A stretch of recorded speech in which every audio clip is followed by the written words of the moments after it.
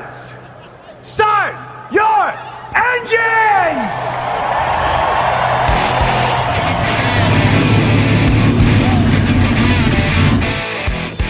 Hit the pace car! What for? Because you hit every other damn thing out there, I want you to be perfect! When I'm driving, I got a guy on the radio who talks to me. You see him, but he talks to me. Well, I wanna be a race car driver. Pretty girls eating from my hand, yeah. Wanna live a life of fun and danger. No sweating working for the man, alright. Well, I wanna be a firefighter.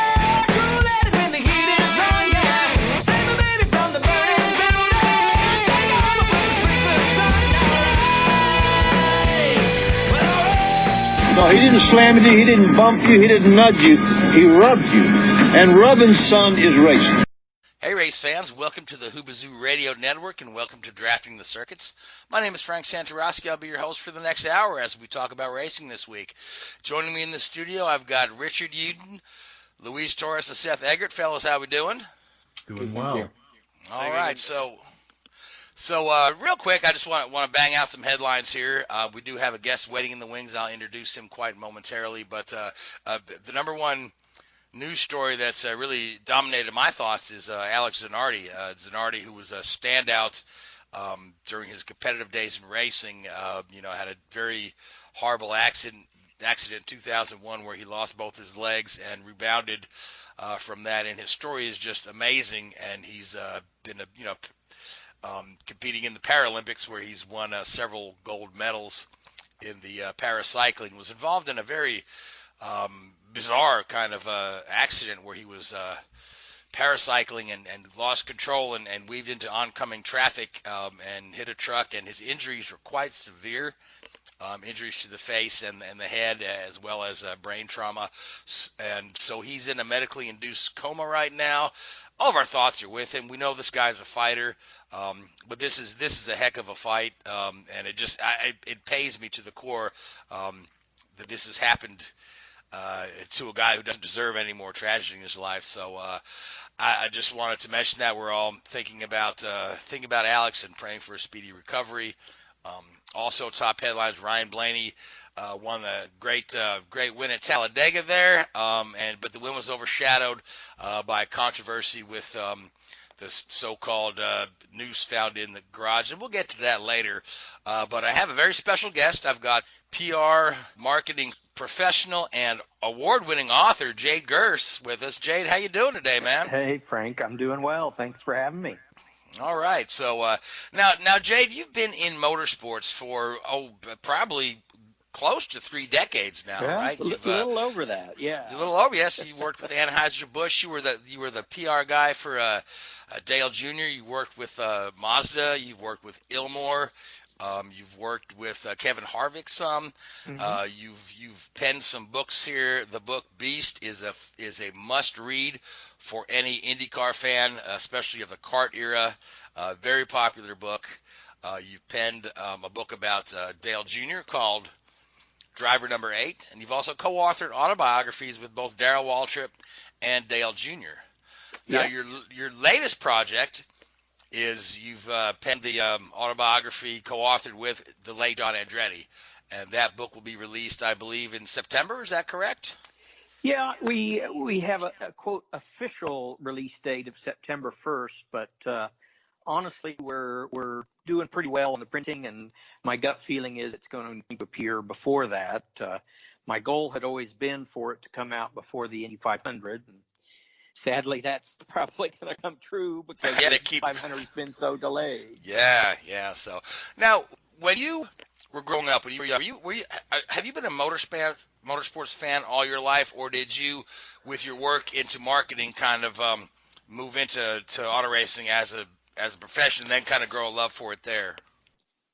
No, I've been pretty much a fan and obsessed with it. I can almost give you the exact date because I was 3 years old, and my mom went into labor with my little sister, and they didn't know what to do with me. So I ended up going to my aunt's And she and my grandpa ended up going to the dirt track in Topeka, Kansas. And I was hooked ever since. That was it for me. I think at that age, I probably enjoyed it because would get a free snow cone every night at the track. But it really turned into something that I was passionate about and something that I've been incredibly lucky to have been involved in for so long. Now, some of your early jobs right out of college, obviously you studied marketing and PR. Were they in auto racing? Did you kind of have to work your way into it, or did something neat fall in your lap? No, I grew up around the auto business. My dad owned auto dealerships, but really always enjoyed racing, but never really thought wow, I could do this as a career. So I worked for a company that produced videos. I worked in retail. I managed a music store. I also have a background in music. And then my hometown, I mentioned earlier, Topeka, Kansas, they built Heartland Park, Topeka. And I couldn't believe that suddenly this major facility with road course and drag strip was open. And it's a long story, but I ended up working there, and the rest is history. Fantastic, man. Nothing wrong with doing what you love and being around what you love all the time.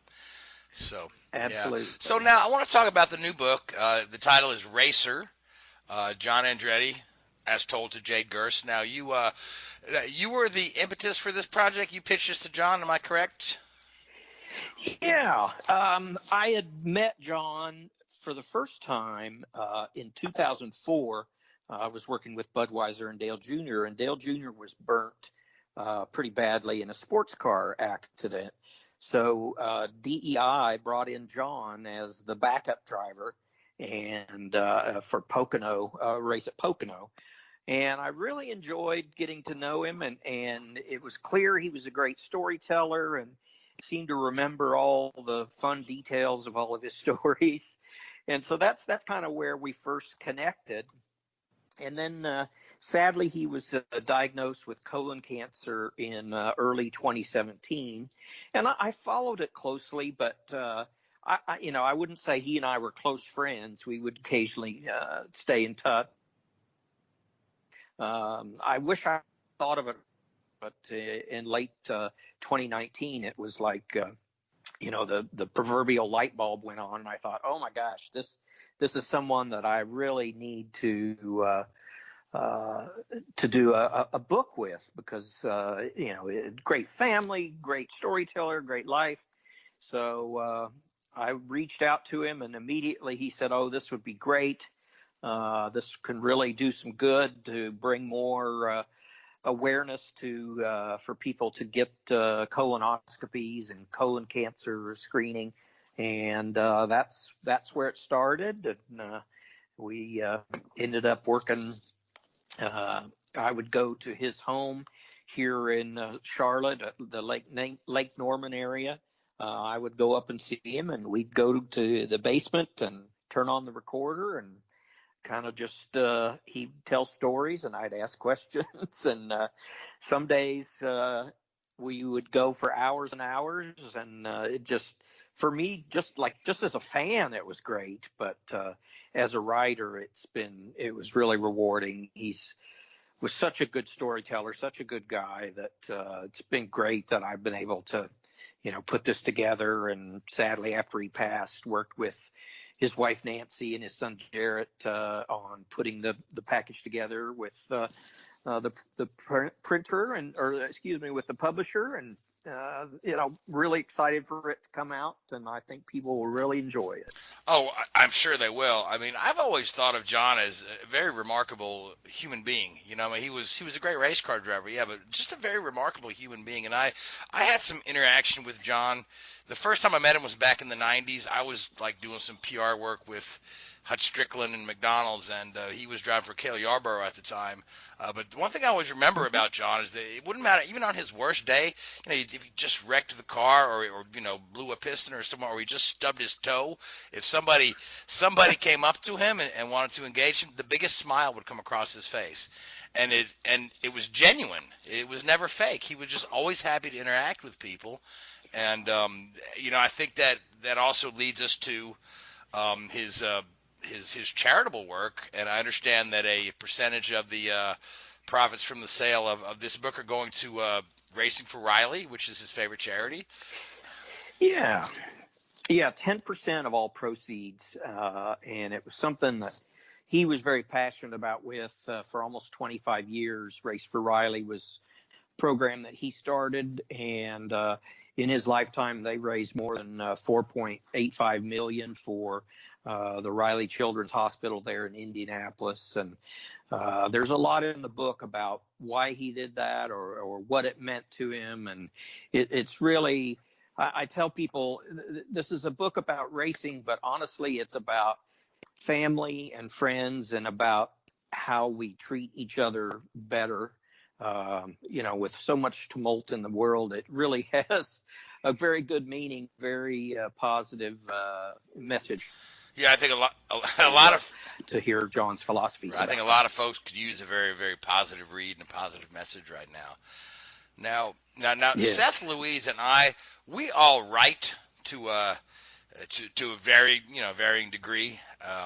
But I'm just really interested in the writing, the writing process. Yeah. And so when you're co-author. I can write. I just choose not to.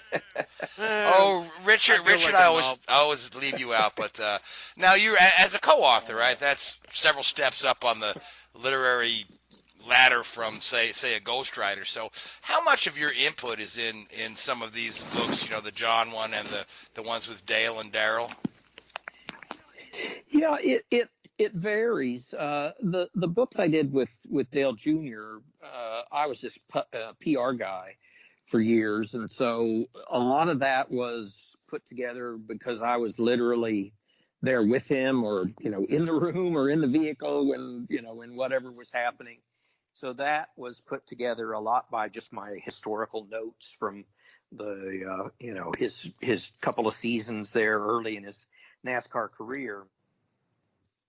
The one with Darrel was great fun because I was always at the track, and he was announcing for Fox, and in that era they also did what was then the Busch Series. And so my agreement was 1 hour after the Busch Series, I would meet Darrel at his bus. His bus driver would cook us a meal, and we would sit and talk, and I would record that. It's similar with John. I should probably add it up. My guess is I probably have 45 to 50 hours of interviews with him that I recorded. And then it was a whole lot of transcribing and then taking all those and putting them in a narrative. The goal is to use as much of his words as he spoke them. And I've been thrilled that his family have agreed that when you read the book, you hear John's voice. You really sense his voice and how he would tell stories. So as a writer, when someone tells me that's about highest praise, is that they can hear John when they read the book. Yeah, that is quite a compliment. Now, as much as I'd like to dominate the interview with all the questions, Seth would like to chime in. Seth, go right ahead. Well, since you were just talking about being able to hear John as you're reading, essentially, is there a specific quote that stuck with you that you think will stick with readers?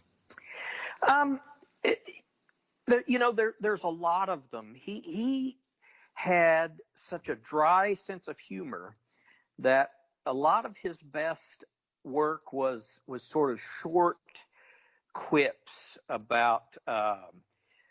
One of my favorites is he talked about driving injured and then comparing that to when he was diagnosed with cancer. And he said, pain is just your body telling you that it's alive. I found that very interesting. He's very philosophic about his racing career. And he really spends a lot of time talking about his family. Dad, his Uncle Marco, great chapter about he and Michael Andretti growing up as best friends, and it just the way he tells stories about the people that he loved is really a neat piece of it. So I'm drawing blank on other quotes right now.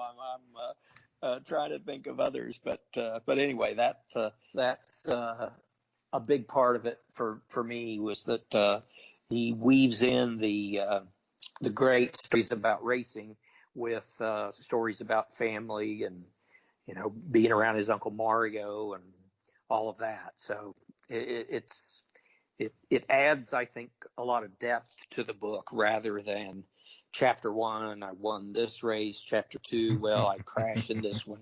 And there's a lot of that too. There's a lot of details from his career, but it just became a joy to put it together and finish it just because it has, I think, such emotional resonance. So it was great.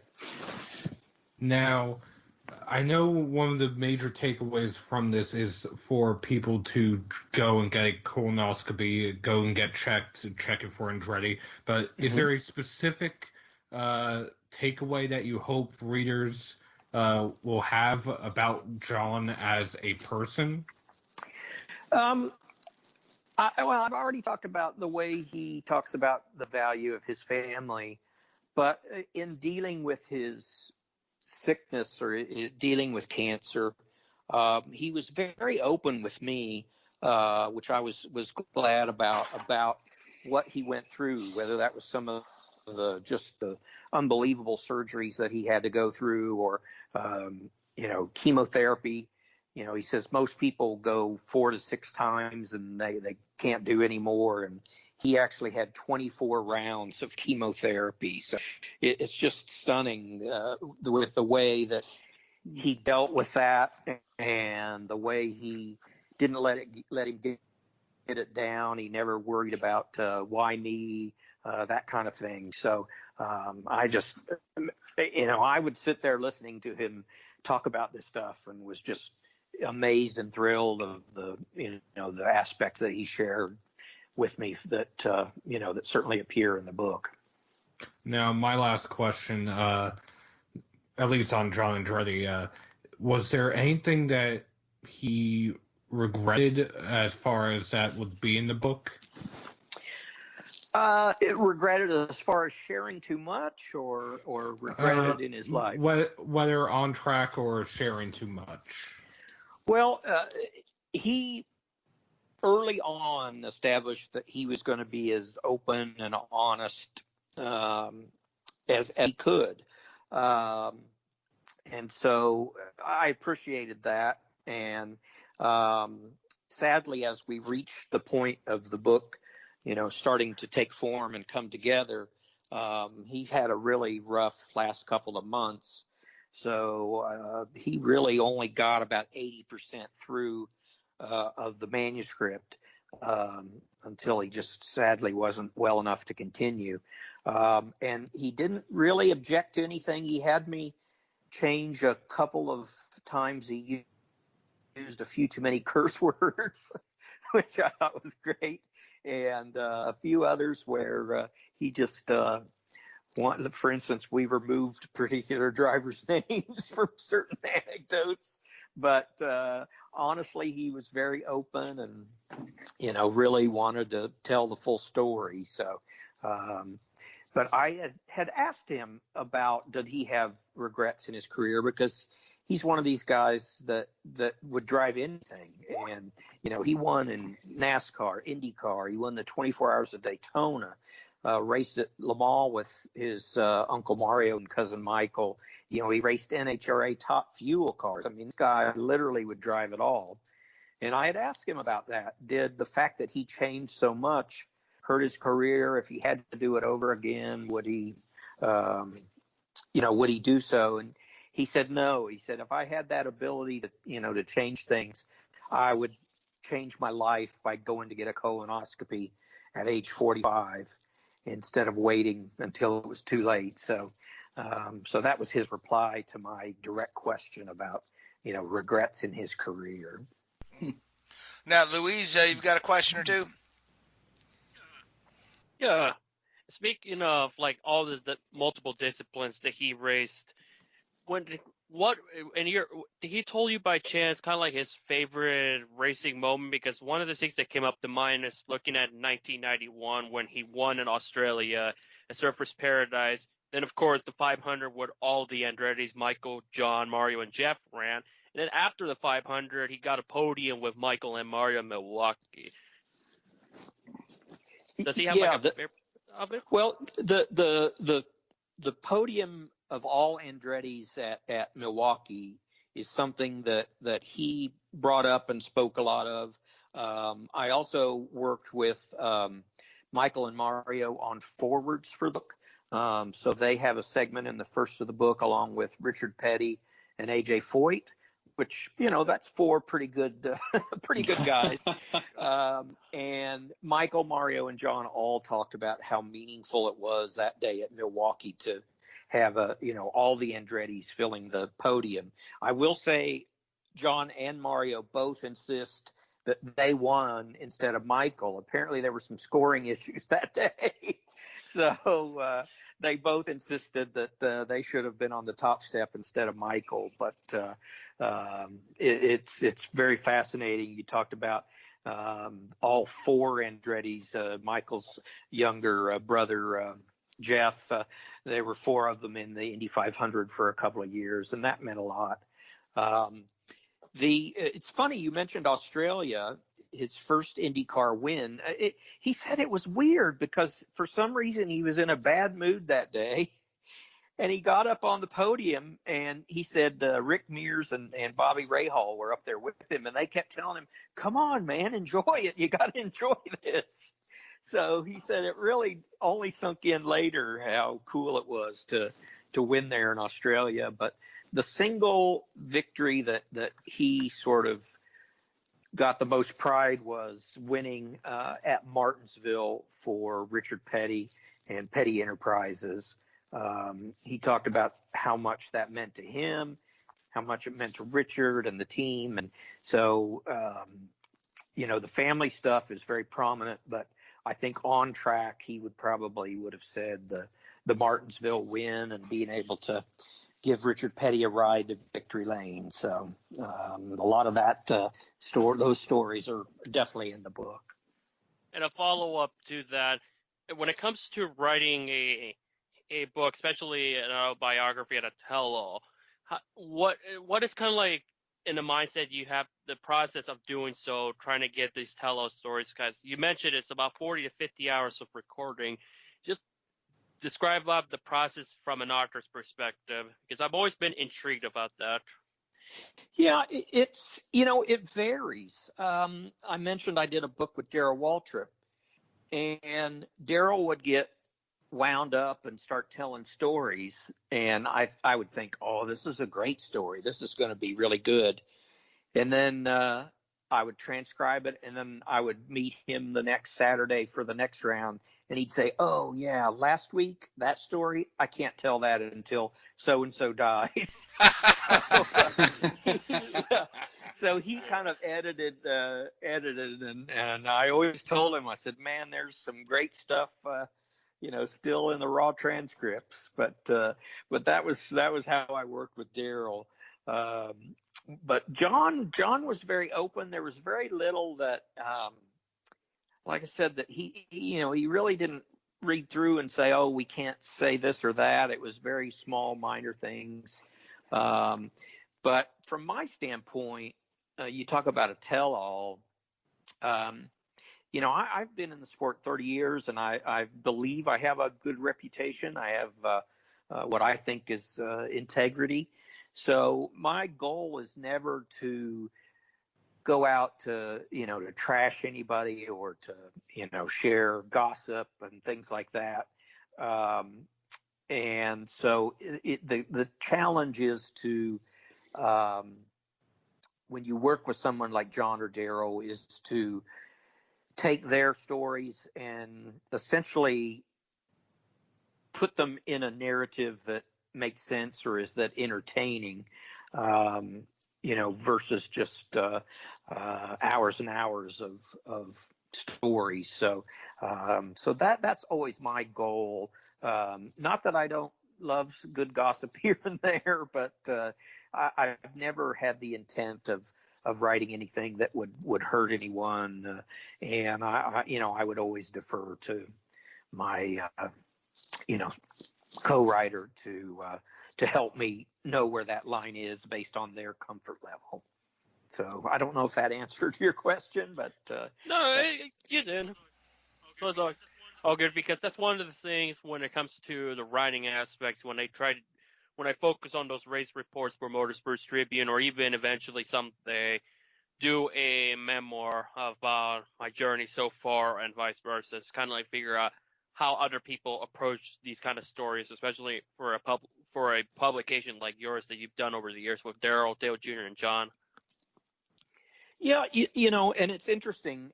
In the case of John, we had certain members of the family read the manuscript again to make sure that they would approve it, and his mom was worried that he would have made fun of her and that kind of thing. But I tell people, this is John's story. When you write a race report, you stick to the facts, or you stick to what happened, or who crashed on what lap, and who won, and all of that. Whereas this is the telling of this person's story. My role is to help them tell that story in the most entertaining way possible. It's not really my job to play devil's advocate, or insert my own views or things on it. And so that's very important to me, that when people read it, I guess my writing kind of has some style and trends that they may recognize, but the voice driving it page after page is John Andretti. Now, Richard, you've got a question as well? Yeah. I wanted to talk a little bit about Dale Jr. there, because I think you say you've written 2 books on Dale. Yeah. Yes. Yeah. And you've worked with him for a number of years there, and I've sort of, my background is in Formula racing in Europe, and I sort of got into working in NASCAR about 5 years ago, and a number of the guys I worked with Dale Jr. at DEI, so you probably know some of those guys. But, absolutely. Obviously, he's now, I think he's on the ballot for the Hall of Fame next year, is it, I think? Yeah. And, I was just wondering, looking at it from the outside, which I did for a long time, do you think that Dale finds the sort of family name a help or a hindrance to his career? It can be both, and actually John Andretti kind of has that same thing. Yeah. You're the nephew, or you're the son of a legend, of an icon. And I think early on, it must have been tough for Dale Jr., but I think he also learned early on that he could be his own person, that he knew that if he tried to drive like his dad, or tried to, just basically be a carbon copy, that wasn't the best way to approach it. And I always tell a small anecdote that I think tells a lot about Dale Jr.'s personality. When he was young and started coming to the track with his dad, and then when he started driving late models in his late teens, people would rush up and they would want his autograph. And he thought, well, they're just asking because of who my dad is, what my last name is. I want them to be able to ask based upon who I am as a person and what I've achieved on the track. And I think that hit him very young, and I think that really sort of shows even now in his personality. He's not a replica of his dad. He's his own man, and no. I admire that from him. But it's funny, because that was when I was brought in, again, really for his entire Budweiser era, the red number 8 car. Budweiser was a perfect sponsor because they told me and they told him, just be real, be yourself. Don't be like the other drivers where, you know, you get on mic and you just read a list of 10 sponsors, which I hate. And so he had a supportive sponsor that really wanted him to be his own person and not be some sort of, you know, polished salesman, I guess.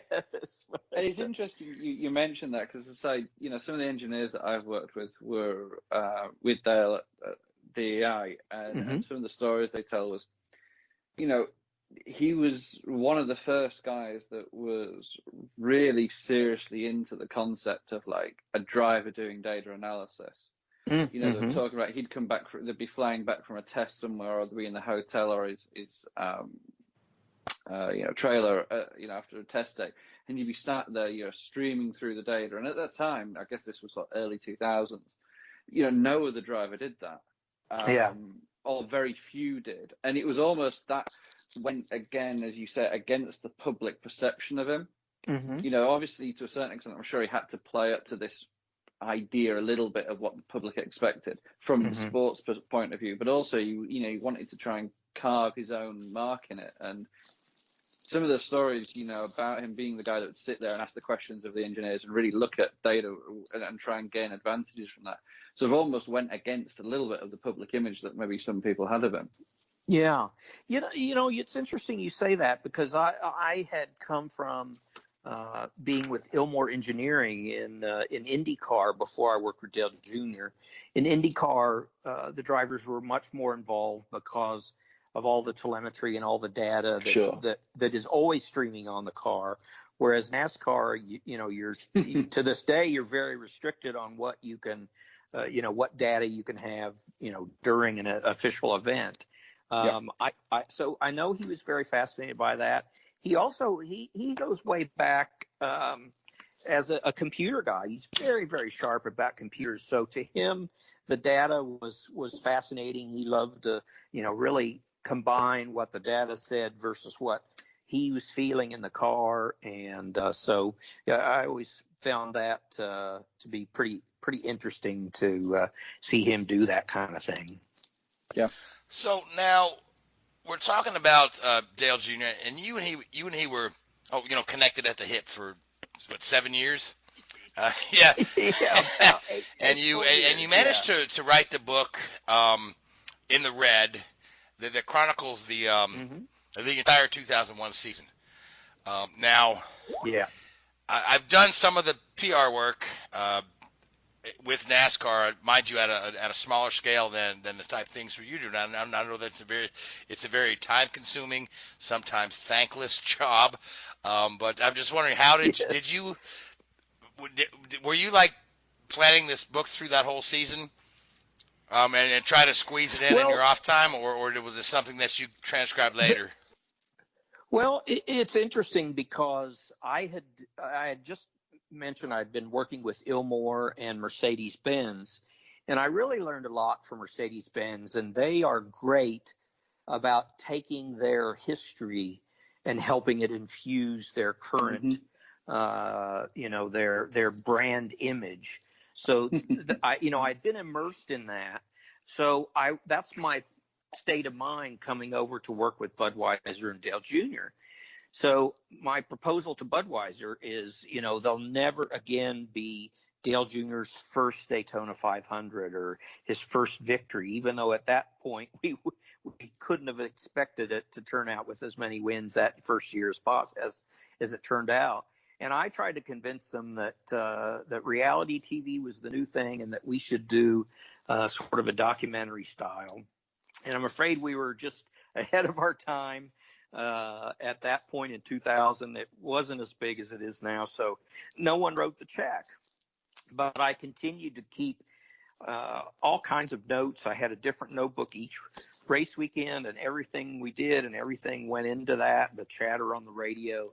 And after a couple months, I had a big stack, and he and I sat there, and I said, well, maybe we can do a book.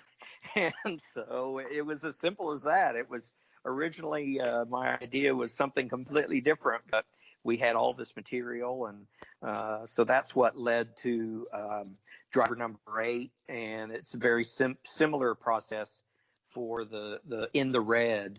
That is kind of the follow-up from the 2001 season. All right, now Seth, you'd like to jump back in? Yes. Since we're talking about Junior now, what would be the most memorable race that you worked with Junior? Whew, there were a lot of them. Actually, it probably would go back to 2000 and the All-Star race. It was such a great win, and it was just this sort of just maybe the ultimate height of the original Junior Mania, as they called it. But then the team, we had a great time. The team was spot on. Junior was driving great. And then his father ran across and joined everyone up on the victory stand. And I know that meant a lot to Dale. And then as he and I were led up the stands to go to the media center up top, the press box, we were stopped and told about the bridge collapse. And so we had gone from just this, excitement and ecstasy to suddenly just, oh my God, you just dropped to the floor. And so it definitely was an evening that had a little bit of everything. But I guess if I look back at all of them, that one is probably, for me anyway, the most memorable. And I know it meant a lot for Junior, for his dad to come join him and the team, on the victory podium. Now, I know Junior wrote his own book, or co-wrote it recently. Yeah. Did you give him any advice on that, or have you ever thought about doing a follow-up to driver number 8?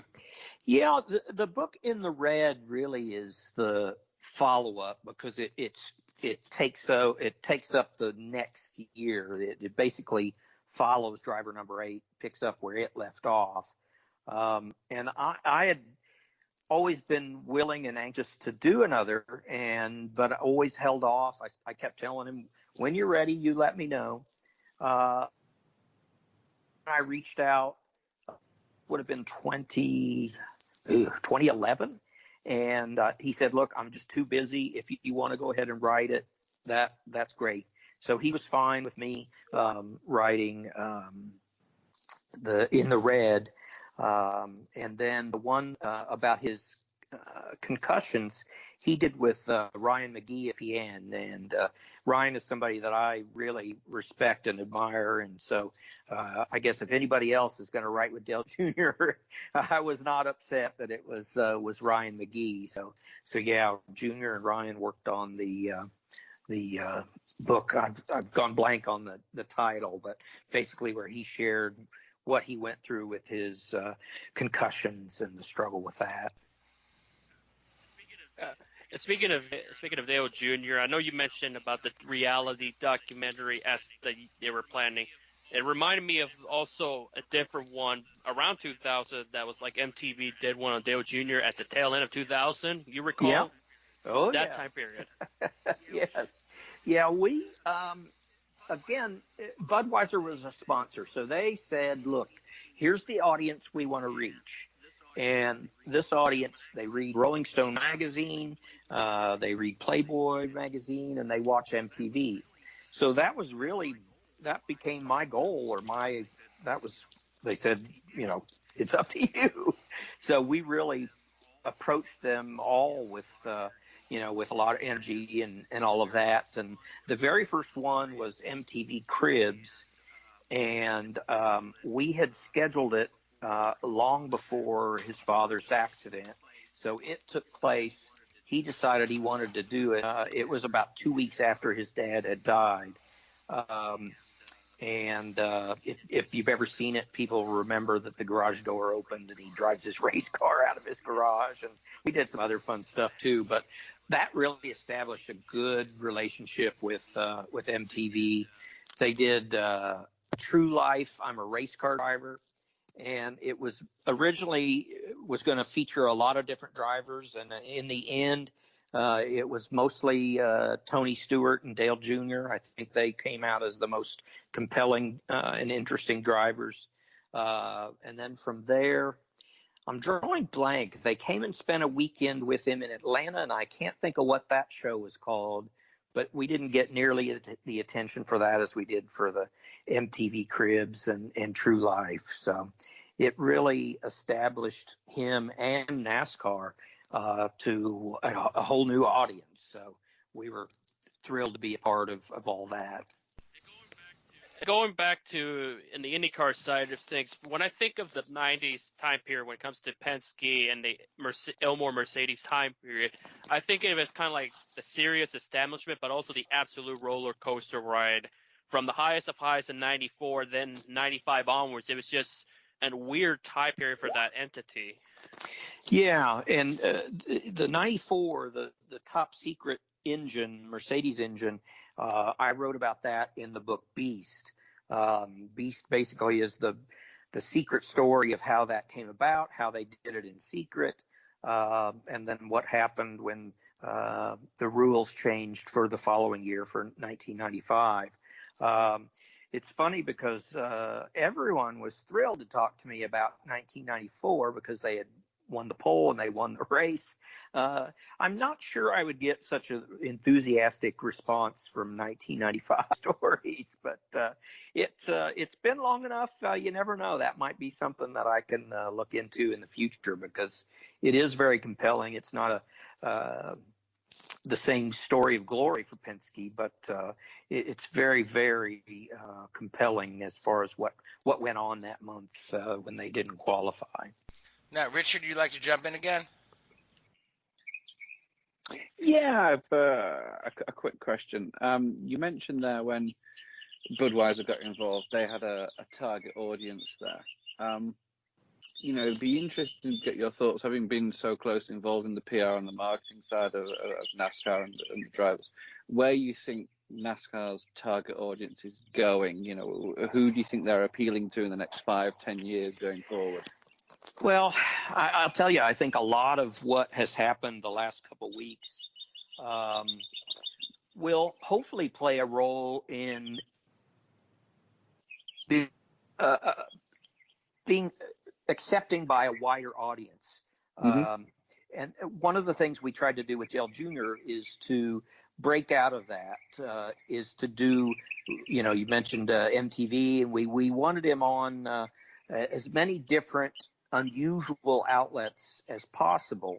And so that was always our goal, is to widen that demographic or make NASCAR appealing. At that time, they were playing rock music on the bumpers in and out of commercials versus country and westerns. And Junior was thrilled with that. I mean, it's such a simple thing, but it was part of our philosophy, is that, we want to appeal to a wide array of people. And we ended up doing, we did a cool photo shoot with Ludacris and some other bands, rock bands, rappers, and all that. And it's purely because, Dale Jr., he loved all kinds of music. And so that was easy for us to, get him hooked up on that kind of stuff. So now with where they're at, it's going to take time. It's not an overnight thing. And, we're seeing all the controversy this week, but in the long run, the way NASCAR will survive is by expanding their audience, not just to keep drilling down on that same, group that's been with them for 30 years or however long. And it's interesting. You look at the news and the media coverage of NASCAR. At the end of the season, once the champion's been decided and all that sort of stuff, probably that'll be up to now anyway, we don't know what's going to happen in the next 6 months, but the sort of the tertiary level of news reporting, the first one obviously being everything we've seen in the last couple of weeks with Bubba Wallace and the like, and then the Ryan Newman accident at Daytona at the start of the year. Both Ryan's accident and the Bubba stories have been, front page news on the BBC in the UK. And I've had friends of mine from the UK contact me on both of those scenarios. So it's interesting how, you know, NASCAR still has that, the actual racing, if you like, still isn't its primary selling topic. Yeah. It's the big accidents, and it's the personalities, and it's the controversy, and it's everything else that goes with it. You know, I've talked on this show before, you know, you go back to, you know, the 2015 season, you know, who won the championship? Well, people would have to sort of, I'm not sure, but, you know, who had the big accident at Daytona in the July race? Oh, that was Austin Dillon. You know, people could tell you that in a heartbeat. You know, whereas actually who won a race, or who did this, or who did that, and the racing perspective is not as memorable to the general public, at least, than, you know, some of the racing statistics. Yeah, you know, I have thought of a lot about that kind of thing over many years. I tell kind of a funny story about my ex-wife. She thought racing was kind of stupid when we first met and we're going out, but every year I would go to the Indy 500. So I told her, you know, go with me, see it in person, and see what you think. So I took her to the drivers' meeting, and she suddenly found that these goofy race car drivers, that some were really very handsome. And so the next day in the race, suddenly she had 3 or 4 drivers that she cheered for, and one of her drivers won. And she's not a huge fan, but it made her somewhat of a racing fan. And it's the similar concept of, you know, you've got to develop a connection in some way, shape, or form. It's why when you go to your grocery store, they're sampling cookies or whatever. You got to get them to try it first. Not everybody's going to buy it, but you're going to increase your cookie sales by getting it in the hands of people. So, I mean, those are 2 very simpleton examples, but that's always how I've viewed it. Is if there's any doubt. Yeah. No, and you think you know, and you know, TV audience figures are a strange number, but you know, you look at I think it was this year, the first race post Daytona was Vegas, wasn't it? That changed the calendar, and I'm sure they had more viewers than they would have done because of Ryan Newman's crash. And people, I want to watch this. Is this going to happen again? You know, everybody knows the crashes. You know, as horrible as it is to say. Yeah. You know, that is a huge part of the sport, and it's very interesting. You know, even my wife's the same. She never had much interest really in racing, but you know, when I was working in Europe, we went to a test. I was working for the Williams Formula One team, and we went for a test, and Valtteri Bottas was driving, and we go around the garage, and she's like, "Oh, how's Valtteri doing now? Every race, you know, we watch on TV. Where is he? What's he doing?" Because as you say, they make that connection. And that's right. It's about getting people out there. You know, one thing I used to love doing is going to the World Rally in Wales, in the UK. You know. And I thought, oh God, my wife's not going to do it. You know, you stood up there, it's like 40 degrees, it's raining, you get covered in mud. Oh God, I might as well invite her. And she loves it. She loves it. And we actually, you know, a couple of times we've actually flown back from the US to the UK just for that event. You know, great. As you say, it's about breaking that down and getting in there. And it's interesting how, you know, you the modern PR thing, I think, at the moment, you know, you almost get these sort of bland, monotone, sort of almost like voice recorders, don't you, as you mentioned earlier, and they were very conscious about not doing that. Yes. And you need to make that connection. You need to have that sort of, and I hope, you know, the events of the last 2 weeks probably have alienated some fans, but hopefully it's brought a lot more in than it has alienated. Yeah, certainly. Yeah, you know, I think auto racing in general, it doesn't resonate with young people like it once did, and I think that you know, to the points that you both made about taking your wife to the racetrack. My wife is the same way. She will not watch a race with me on TV, but she looks forward to the Indy 500 every year. And we always have the best time, and you know, she knows who to cheer for. She knows all the drivers, but she won't sit and watch a race with me on TV. Yeah. So in a sense, you know, I feel like NASCAR in particular has been really thriving due to those billion-dollar contracts with both Fox and NBC that are set to run out in the next couple of years, and they're not putting enough focus on that local activation to get folks in the seats at the venues, because that's how you really draw new fans. I grew up a Formula One guy, sports car guy, IndyCar guy. I got hooked on NASCAR when I first went to a NASCAR race in the late 80s at Martinsville. And I've been watching NASCAR ever since. Otherwise, I never would have paid attention to it. But going to the track, and I just feel like that's where the sport needs to go, is getting more people to the track to get them hooked. Well, here's a question for you from the PR side, the marketing side. And again, we've discussed this on the show in previous weeks and months. You say taking people to the track. Well, what about taking that to the people? Having inner city races like you do in IndyCar and Toronto, and I mean they did have them in Baltimore, but and some of those places actually take the sport into the I mean they had a Formula One track planned for New York. I'm sure that could be resurrected for a NASCAR race, or you probably couldn't get a NASCAR around Long Beach, but somewhere like that, take it into the city centres. Do you think that would be more appealing? Because at the end of the day, these are some of the world's fastest billboards. Would you think that would appeal more to sponsors to have the sport in these bigger cities than somewhere like Pocono, which is in the middle of nowhere? Yeah, I excuse me. It is interesting because you have, as an example, I did a lot of work for several years for Mazda. Their U.S. headquarters are in Irvine, California. So the Long Beach race was incredibly important to them because it was their opportunity to bring all their employees and all of that. And I think it's the same way for companies that use their sponsorship to bring guests and clients and all that in. And certainly the bigger cities, you have more of an opportunity to choose from a wider array. I don't know. I'm mixed on NASCAR on a street circuit.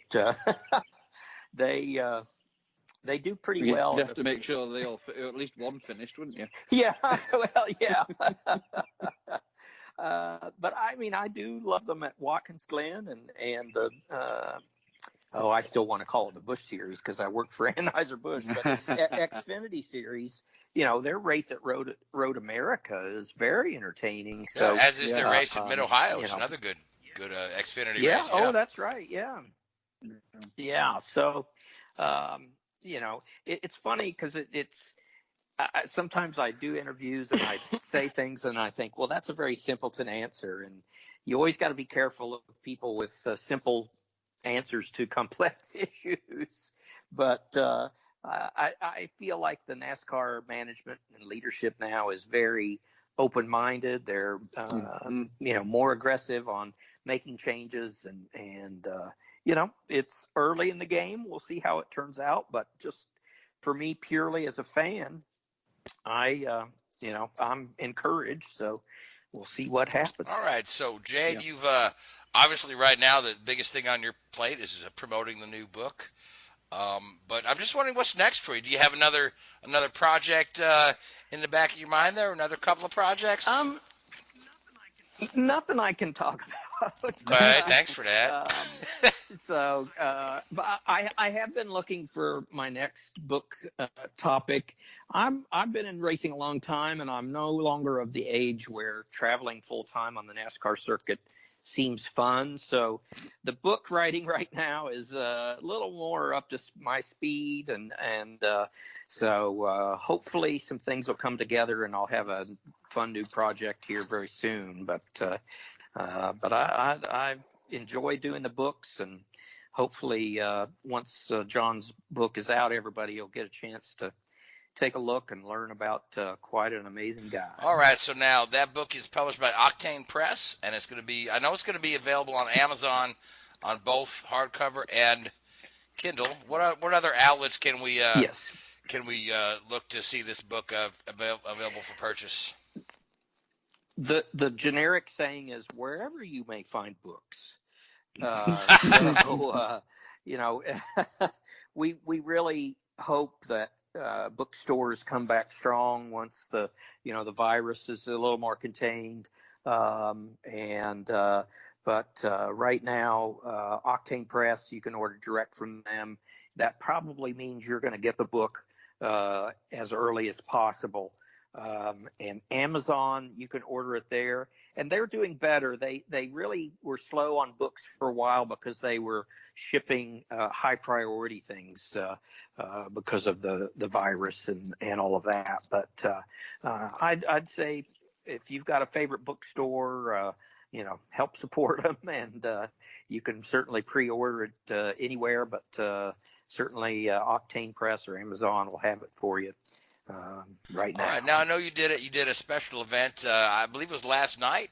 You did a Zoom Yes. call with both Mario and John Andretti. So just talk to me a little bit about that. I had to work last night, so I didn't get a chance to kind of dial in. But tell me how that went. Yeah. Well, we wanted to do something for the big fans and for the people who ordered the book early.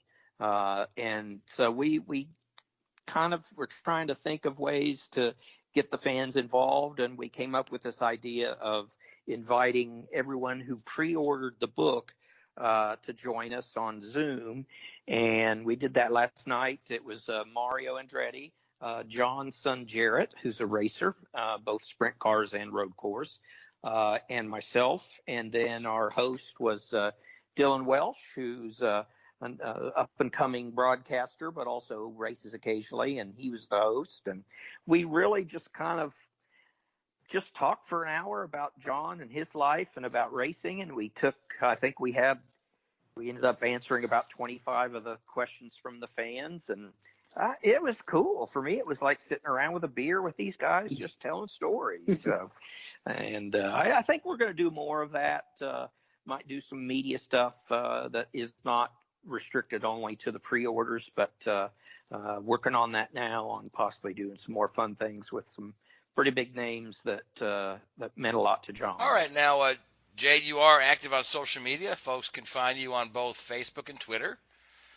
So if Yes. you can go ahead and follow Jade on Twitter if you want to see if any of these other events are going to be coming up. And Jade, I really appreciate you coming on. And I wish you the best of luck. We've got about 4 minutes left in the show. And Seth and Louise, I told you I'd let you all talk about Bubba Wallace, so you got 2 minutes apiece. Well, first off, what happened with Bubba Wallace, to set the timeline, on Sunday, a crew member of his found a garage pull rope that was tied in the fashion of a noose. He notified the crew chief, who notified NASCAR, who then started an investigation and went to local law enforcement, who brought in the FBI, thinking it was a hate crime. Bubba Wallace was informed later because drivers are not allowed in the garage due to the COVID-19 situation. NASCAR made a statement. Jimmy Johnson and Kevin Harvick organized a show of unity pre-race on Monday. After that, on Tuesday, it came out that the pull rope had been tied in that fashion since at least October of last year, when Paul Menard was in that very same garage stall. These garage stalls are new. They were built between the Talladega races last year. Otherwise, Bubba did nothing wrong. RPM did nothing wrong. That was the only pull rope tied in that fashion at the track. The FBI, in their statement, stated it was fashioned like a noose.